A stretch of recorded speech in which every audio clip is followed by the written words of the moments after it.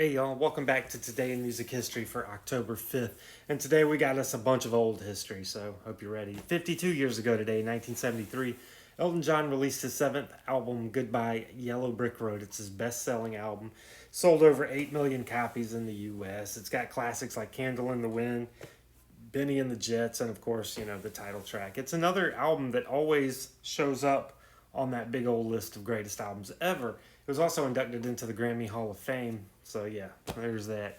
55 years ago today, in 1970, Led Zeppelin released their third studio album, Led Zeppelin 3. Sold over 6 million copies in the US, and it was a departure for the band in terms of sound. It's sometimes thought of as their acoustic album, though it does kick off with Immigrant Song, and that song's pretty rockin'.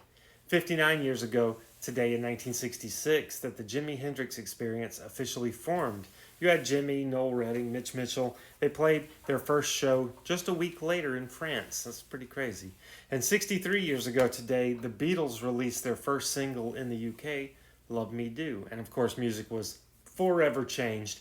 It wasn't until a year and a half later that the single was released in the US, and it of course went straight to number one. And here's a fun fact that hopefully I don't have wrong because it's all confusing and there's like a million versions of the song. The original UK single release had Ringo playing drums on it, though the original US single release was a different version that had session drummer Andy White on it.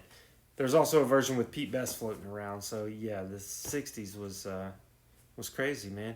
And happy birthday to Sir Bob Geldof of the Boomtown Rats, who turned 74. Brian Johnson of AC/DC turns 78. And Steve Miller turns 82.